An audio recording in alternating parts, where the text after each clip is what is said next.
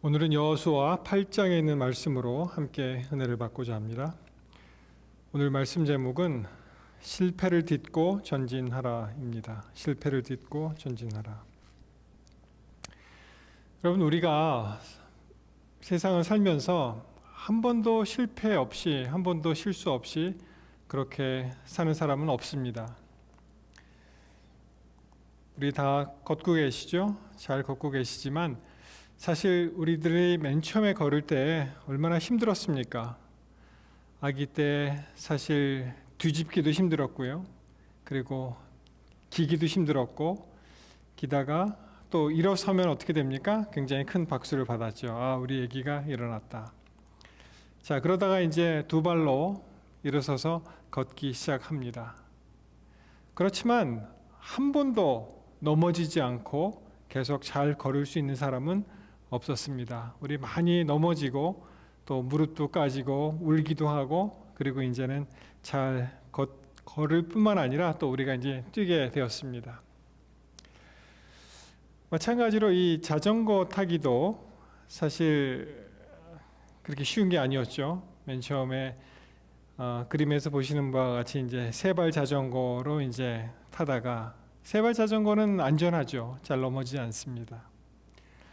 그러다가 이제 점점 커가면서 그 세발 자전거 말고 이제 두발 자전거를 타기 직전에 그 보조 바퀴를 이용해서 뭐 네발 자전거라고도 합니다만 네발 자전거를 타기도 합니다. 그러다가 이제 드디어 그 보조 바퀴를 떼어내고 어떻게 됩니까? 두발 자전거로 이제 열심히 탈 수가 있었습니다. 저도 어렸을 때 기억을 해보니까 이렇게 그 보조 바퀴를 맨 처음에 떼고 두 발로 이제 가야 되는데 이게 잘 안 가는 거예요. 자꾸만 넘어집니다.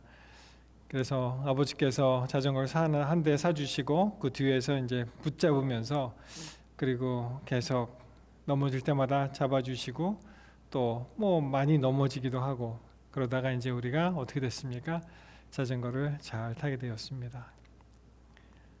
여러분, 옛날 기억을 하시면 어떻게 저렇게 내가 잘 탈 수 있었는가, 옛날 기억을 한번 해보시기 바랍니다. 그러면 다 우리가 그렇게 어려운 과정을 겪으면서, 그리고 이제 그것이 숙달이 되어서 연습을 통해서 우리가 다 잘 탈 수 있는 것입니다. 자, 이 존 맥스웰, 리더십에 관해서 굉장히 유명한 그런 저자죠. 그분이 지은 책이 Failing Forward라는 책이 있습니다. Failing Forward. 이 책은 우리의 그 실패를 딛고 어떻게 더 나은 미래로 나아갈 수 있는지, 어떠한 그 실수를 통해서 교훈을 받고 그 다음에는 그런 실수를 반복하지 않고 또 계속 좋은 그런 일을 성취할 수 있는지에 대해서 이제 썼습니다. 이 책의 이제 서두에 보면 1장에 많은 사람들이, 어떤 사람들은 그냥 보통 사람으로 에버리지로 이렇게 사는 사람도 있고, 또 어떤 사람은 굉장히 큰 그런 업적을 이루는 그런 사람이 있습니다. 그 차이가 무엇인가 하는 것입니다. 어떤 사람은 정말 그냥 평범하게 그 평균적인 그런 삶을 살고, 어떤 사람은 또 월등하게 어떤 성취도 잘하고 목적도 잘 달성하고 그리고 큰 성공을 거두었는가. 거기서 이제 1장에서 이렇게 질문을 합니다.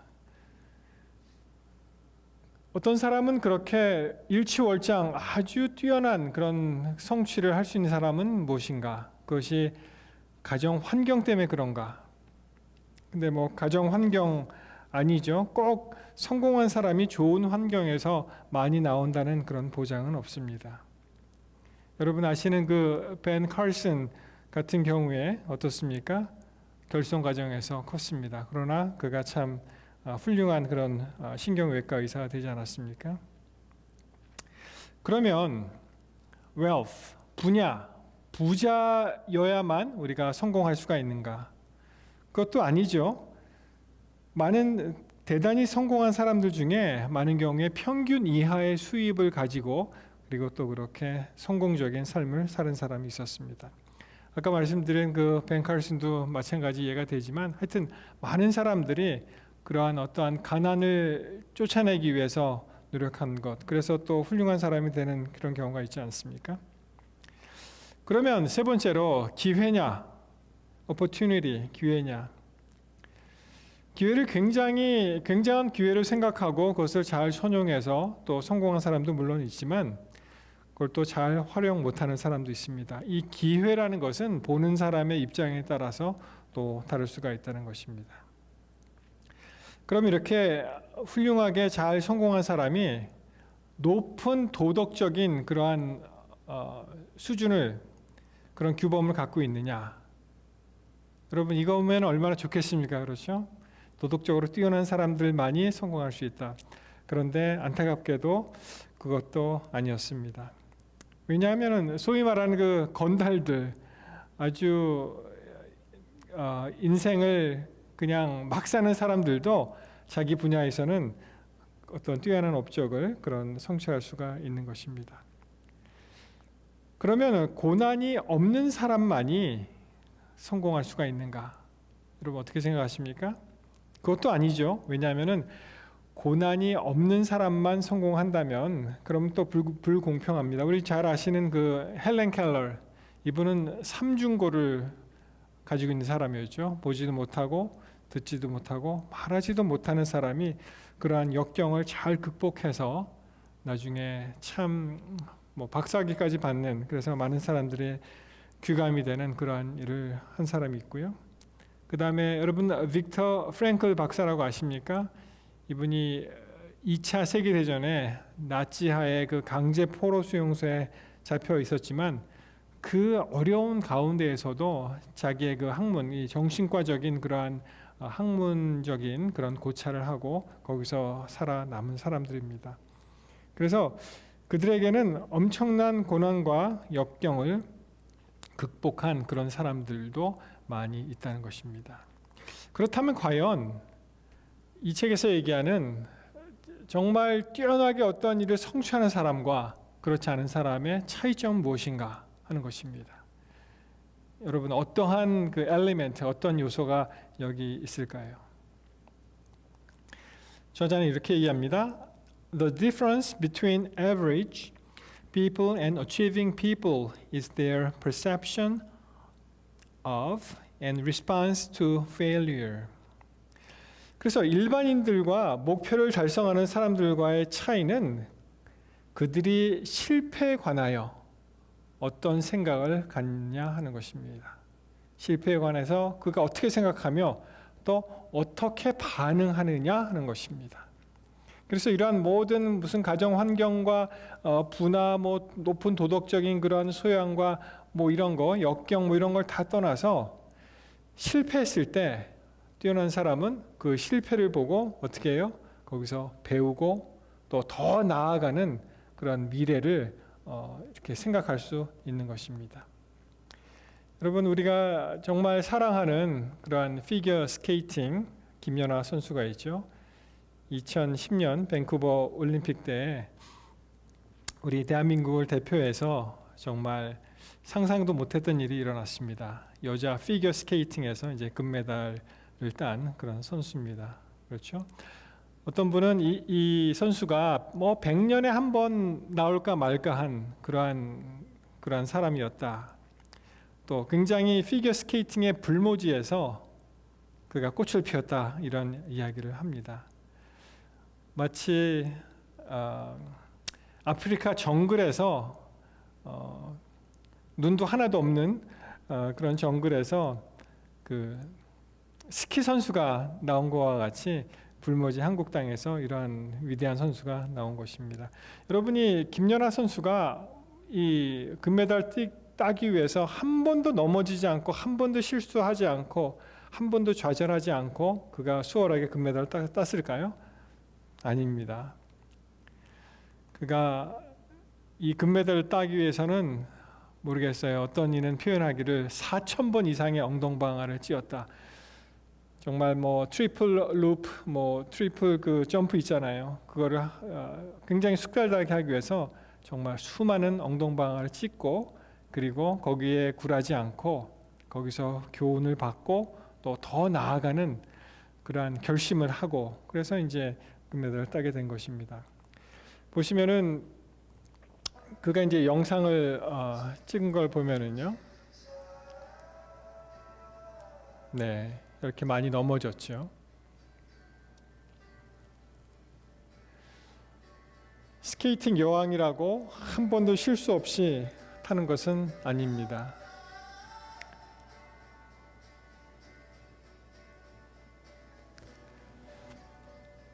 그러나 차이점은 저렇게 넘어졌을 때 좌절하지 않고 그가 어떻게 했습니까?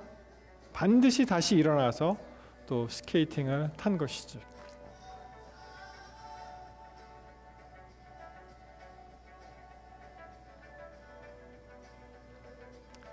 그래서 사실 어떻게 보면은 실패하고 실수하는 것이 중요한 것이 아니고 그 다음에 얼마나 그것을 고통을 겪고 그렇지만 그것을 극복하고 일어나는 하는 데 있어서 성공하는 사람과 그렇지 않은 사람의 차이가 있다고 볼 수가 있겠습니다.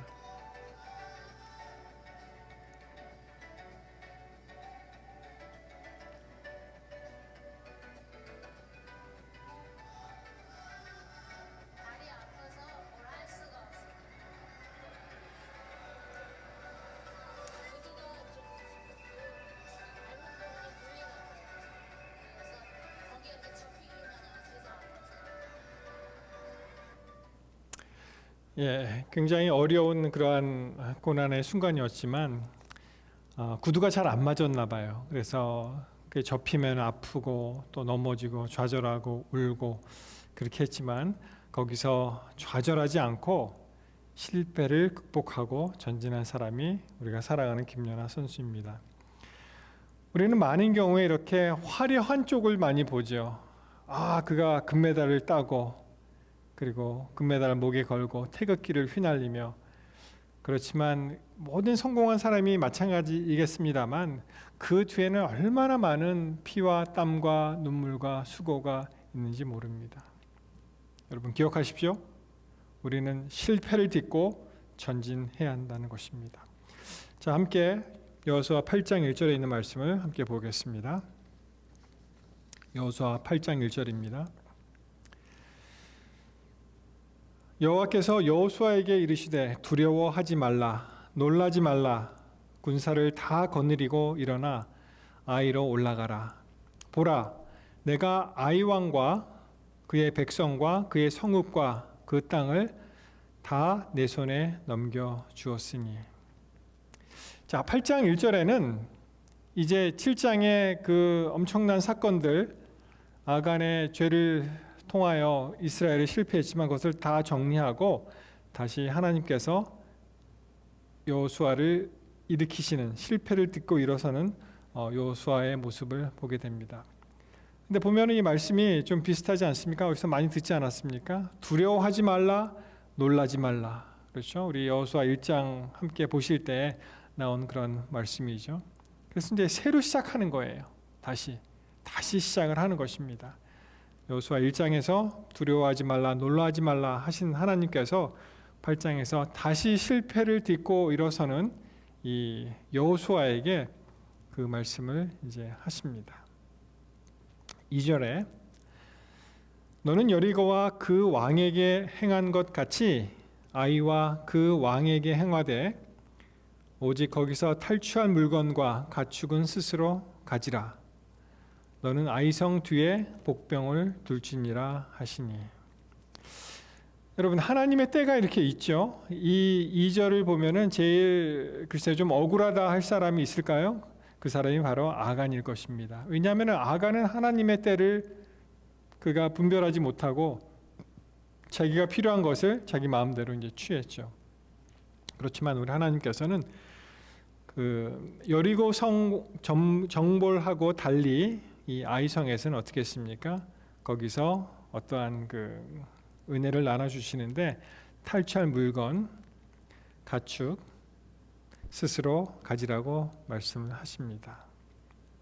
자, 그래서 이것이 참 첫 번째 그 여리고하고 이제 다른 점이죠. 아이성 공격할 때 재물을 탈취하라는 그런 허락을 하십니다. 하나님께서 먹이십니다. 하나님께서 우리의 필요를 아시고 그때 하나님 때에 그것을 공급하십니다.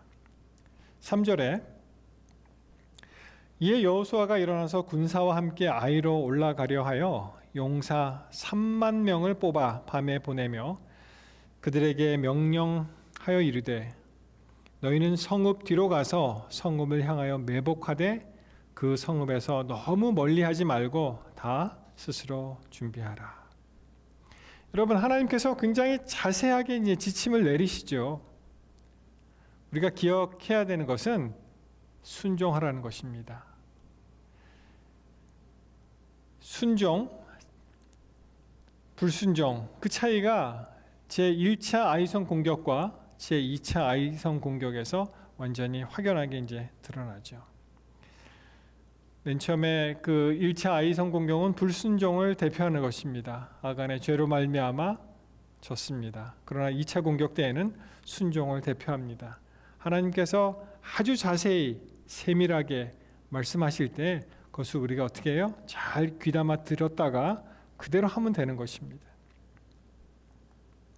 5절에 나와 나를 따르는 모든 백성은 다 성읍으로 가까이 가리니 그들이 처음과 같이 우리에게로 쳐 올라올 것이라. 그리할 때에 우리가 그들 앞에서 도망하면 그들이 나와서 우리를 추격하며 이르기를 그들이 처음과 같이 우리 앞에서 도망한다 하고 우리의 유인을 받아 그 성읍에서 멀리 떠날 것이라. 우리가 그들 앞에서 도망하거든. 그 일명 그 유명한 그 유인 작전입니다. 유인 작전. 여러분, 하나님께서 계획하시고 임하시는 그러한 싸움에는 패배란 없습니다. 우리가 그 말씀에 잘 순종하면은 우리에게 큰 유익이 있는 것입니다. 자, 7절에 보시면 너희는 매복한 곳에서 일어나 그 성읍을 점령하라. 너희 하나님 여호와께서 그 성읍을 너희 손에 주시리라. 하나님께서 약속하시죠. 우리가 그 약속을 믿어야 합니다. 만약에 약속을 믿지 않으면은 그에 따른 성취도 없습니다. 하나님께서 아무리 좋은 것으로 우리에게 약속하시고 주시겠다고 말씀하셔도 우리가 그것을 받지 않으면, 그 약속을 믿지 않으면은 하나님께서 일하시는 그러한 성취도 없는 것입니다. 그래서 하나님께서는 말씀으로 일도 하시지만 또 우리를 통해서 하나님의 말씀을 이루시기도 하십니다. 우리의 순종이 이렇게 중요한 것입니다. 자, 8절 보시면 너희가 그 성읍을 취하거든 그것을 불살라 여호와의 말씀대로 행하라. 보라, 내가 너희에게 명령하였느니라 하고 그들을 보내매 그들이 매복할 곳으로 가서 아이 서쪽 베델과 아이 사이에 매복하였고 여호수아는 그 밤에 백성 가운데서 잤더라. 자, 이 2차 아이성 공격을 보시면 참 여러 가지 행동을 생각을 하게 되는데, 여러분 여리고 성의 그 맨 처음의 전투에서 그가 참 손쉽게 그 성을 돌면서 그것을 정복하지 않습니까? 근데 아이성에서는 1차 아이성에서는 굉장히 비참하게 이제 패배를 하게 되죠. 그 차이가 뭘까 생각을 해보았습니다. 물론 아간의 그런 죄도 있지만 사실 1차 아이성 그 전투에서는 성경에서 의도적으로 그 말씀이 빠졌는지는 모르겠습니다만 여호수아가 여호와께 그렇게 간절한 심령으로 그렇게 대화하는, 가까이 가는 그런 일이 없었습니다. 여러분 기억하십시오. 오늘 내가 하나님과 동행하고 믿음 가운데 승리를 쟁취하였더라도 내일은 또 내일입니다. 내일 다시 어떻게 해야 돼요? 우리가 하나님과의 올바른 관계를 또 정립하고 또 그것을 붙들어야 한다는 것입니다. 그래서 매일의 양식을 하나님께서 우리에게 주셨다는 그런 의미는 매일매일 우리가 의지하고 하나님을 바라보아야 한다는 것입니다. 우리가 1년치 양식을 쌓아두고 그것을 하루아침에 다 먹을 수가 없잖아요. 매일매일 하나님께서 주시는 그런 양식을 기대하시고 또 하나님을 붙잡게 되시기를 바랍니다. 여러분, 이 말씀을 준비하면서 참 리더가 얼마나 중요한가 그런 생각을 한번 해보게 되었습니다. 여호수아가 리더로 나서서 그렇죠? 이스라엘 백성을 인도했을 때 정말 이 리더가 올바로 서서 하나님과의 관계를 돈독히 하고 하나님께서 주신 말씀을 기억하고 그 약속을 붙잡고 또 순종할 때 이스라엘 백성들이 승리를 경험하게 됩니다. 그래서 이 리더를 잘못 만나면은 정말 전 군대가 몰살하는 그런 예도 있습니다. 여러분, 이 지도는요, 일본이 사실 여기서부터 이렇게 쭉 길잖아요. 뭐 그렇게 큰 나라도 아니지만 또 어떻게 보면은 뭐 그렇게 작은 나라도 아닙니다. 거의 뭐 오키나와부터 저 위에 삿포로, 그 홋카이도, 그 당시에는 이제 2차 세계대전 때 러일 전쟁 그때 이제 사할린 반을 또 이제 먹잖아요. 그래서 이 일본 뭐 대일본 제국이라 하십시다. 대일본 제국이 그 테리토리가 굉장히 넓었습니다. 사실 이 조선, 우리나라 그 조선을 합병하고 이 만주를 점령하고 또 1937년이죠. 노구교 사건을 위해서 이제 중국을 침공하고, 그리고 보시면은 이 당시 프랑스 식민지였죠. 인도차이나 반도를 먹고 그 버마, 또 말레이시아, 싱가포르, 인도네시아, 파푸아뉴기니 거의 이 오스트레일리아가 위험할 정도로 이렇게 넓은 그런 지역을 일본이 이제 차지했습니다. 그런데 이제 전세가 이제 역전되면서 미국하고 이제 한판 승부를 벌이다가 굉장히 힘든 일을 경험하게 되죠. 그래서 점점 이제 전세가 기웁니다. 그때 여기 보시면은 그 당시에 이제 인디아가 이제 영국 지배를 받고 있었는데 뭐 파키스탄과 이 방글라데시 다 포함해서 굉장히 광활한 영토를 가지고 있었죠. 그때 일본이 점령했던 이 버마에서 어떤 일이 벌어졌냐면은 인디아를 침공하는 계획을 세웁니다. 그것이 소위 말하는 임팔 작전이라고 해서 임팔 배틀 이렇게 나옵니다. 그래서 이 일본 그 군대에서 이것이 하나의 전기가 되어서 이제 한번 역전을 시켜보겠다, 그런 아주 굉장한 야심을 가진 사람이 있었습니다. 마치 영국에서 그 버마를 해방했듯이 영국에서 인도를 해방시키겠다. 그러면은 우리가 참 영국군이 너무 그 서구 열강들이 굉장히 쉽게 일본에게 이제 많이 땅을 내줬잖아요. 그래서 우리가 공격하면 영국군이 금방 퇴각할 것이고 또 인도 사람들이 이제 일본을 도와서 우리 자기에게 유리한 그런 전세가 역전될 것이다라고 생각하고 과감한 작전 계획을 세웁니다. 그 사람 이름이 그림에서 보시는 이 사람입니다. 무타구치 렌야, 일본군 중장이죠. 그래서 연대장을 있을 때 이 사람이 그 노구교 사건을 일으켜서 이제 중일 전쟁도 이제 시작되었고, 자 지도를 다시 보시면 지금 이름이 바뀌었죠. 버마가 이제 미얀마라고 이제 바뀌었는데 버마의 이 접경입니다. 여기가 중국, 여기가 이제 인도인데 여기에 굉장히 여기가 산세가 험해요. 산세가 험하고 뭐 강이 흐르고 굉장히 지역적으로 어려운 데인데 이 밀림을 뚫고 이 임팔 평지에 가서 우리가 본격적으로 인도를 접수하겠다라는 야심찬 그런 공격 계획을 세웁니다. 네, 말씀드렸듯이 이 지역은 굉장히 지형이 험난해서 쉽게 접근할 수가 없는 그런 곳이었습니다. 그리고 기후는 몬순 기후예요. 비가 너무 많이 옵니다. 굉장히 질퍽하죠. 그런데 이 장군이 어떠한 작전 계획을 세우냐면은 소위 말해서 이제 징기스칸 작전이라고 이제 세웁니다. 이 전투에서 굉장히 중요한 것 중에 하나가 이제 보급이에요. 보급. 이제 전선을 따라서 얼마나 많은 식량과 무기가 계속 후속 부대가 와서 그 싸움을 할 수 있도록 이제 지원해주는 보급이 굉장히 중요한데, 뭐 지형이 그러니까 어떻게 뭐 탱크가 지나가기도 힘들고 그렇죠. 뭐 트럭 가기도 힘들고 그래서 이 사람이 어떻게 생각하냐면은 말과 소와 같은 가축을 이용해서 그리고 이제 전투를 한다. 그리고 말과 소는 나중에 식량이 떨어지면 잡아먹을 수도 있다. 그렇게 이제 생각을 합니다. 그리고 보급이야 전쟁에서 탈취한 그런 점령지에 가서 그 보급도 탈취하면 되지. 식량도 탈취하고 무기도 그걸 갖다 쓰면 된다. 이렇게 생각을 합니다. 보급이 굉장히 중요하죠. 왜냐하면은 우리 조선시대 역사에서 보았을 때에도 임진왜란의 패배 원인도 이게 부산에서부터 평양까지 계속 이 보급로가 길어지니까 자꾸만 약탈당하고 이제 힘들어집니다. 이 바닷길로 보급을 할 생각을 했었죠. 근데 이순신 장군으로부터 그것이 이제 불가능하게 되고. 그런데 이제 이와 같이 말과 소 이런 것을 이용해서 전선으로 이제 직진을 하게 되는데, 근데 이미 이 강을 건널 때 많은 그 가축들이 이제 몰살을 당합니다. 물살이 너무 세서.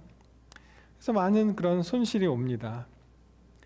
그런데 이 장군이 뭐라고 얘기하냐면은 이렇게 얘기합니다. 제가 이 글을 읽으면서 얼마나 웃음이 팍 튀어나왔는데요. 뭐라고 얘기했냐면은 일본인은 원래 초식 동물이야. 그러니까 주변에 풀이 가득하니 풀을 먹어라 하는 것입니다. 굉장히 좀 황당한 그런 그 장군이었죠. 그런 지휘관이었습니다. 그래서 이제 어떤 자료에 보면은 5만 명이 이제 굶어 죽은 걸로 그렇게 나옵니다. 뭐 굶어 죽고 나중에 쏠 탄약도 떨어지고 그래서 굉장히 비참한 그런 패배를 맛보는데, 뭐 부하 3만 명을 몰살시키고 2만 5천 명을 전투 불가능한 군인으로 만들고 한 9만 명의 그 병력이 남아 있는 그 살아서 남아 있는 병력이 한 16,000명 정도밖에 안 되도록 굉장히 아주 큰 패배로, 연합군 측에서는 아주 빛나는 그 승리요, 이 일본 측에서는 아주 뼈아픈 그런 패배의 그런 전투였습니다. 그래서 이 무타구치 렌야라는 그 장군이 이 전쟁이 끝나니까 이제 전범 재판이 이제 다 기소가 되잖아요. 그럼에도 불구하고 이 사람은 기소되지도 않았대요. 왜냐하면은 전쟁을 실패해서 굉장히 빨리 전쟁을 끝낼 수 있도록 그렇게 도운 사람이기 때문에 그것을 인정받아서 이제 기소조차 받지 않고, 그리고 그 1966년까지 살았더라고요. 자기의 잘못을 끝내 인정하지 않고 자기는 굉장히 좋은 작전 계획을 세웠는데 부하들이 무능했기 때문에 망쳤다, 이런 망언을 한 사람입니다. 뭐 이 정도 되니까 사람들이 저거 진짜 연합군 스파이 아니야 할 정도로 굉장히 무능한 그런 장군 중에 한 사람이었습니다. 여러분이 한 사람의 그 지도자, 리더를 잘못 만나면 정말 많은 사람들이 고생을 합니다. 그와 반면에 여호수아라는 특출한 지도자가 하나님의 말씀을 듣고 그가 나아갔을 때 어떤 일이 일어났습니까? 여호수아 8장 18절에 여호와께서 여호수아에게 이르시되 내 손에 잡은 단창을 들어 아이를 가리키라. 내가 이 성읍을 내 손에 넘겨주리라. 여호수아가 그의 손에 잡은 단창을 들어 그 성읍을 가리키니 8장 25절 그날에 엎드러진 아이 사람들은 남녀가 모두 12,000명이라. 아이 주민들을 진멸하여 바치기까지 여호수아가 단창을 잡아 든 손을 거두지 아니하였다라고 말씀하십니다. 여러분 기억하십시오. 여호수아 맨 처음에 시작할 때 여호와의 군대 장관이 있었잖아요. 여호와의 군대 장관, The Commander of the Lord's Army. 우리 예수 그리스도가 우리의 싸움을 싸우시는 군대 장관으로 우리는 모셔야 됩니다. 이 싸움은 우리의 싸움이 아니죠. 그리스도가 하시는 싸움입니다. 우리가 할 일은 그분을 우리의 대장으로 받아들이고, 그분을 우리의 주인으로 받아들이고, 그분을 우리의 메시아, 구원자로 받아들이는 것입니다. 사랑하는 성도 여러분, 잠언 24장 16절 말씀을 보시면 대저 의인은 7번 넘어질지라도 다시 일어나려니와 악인은 재앙으로 말미암아 엎드러지느니라.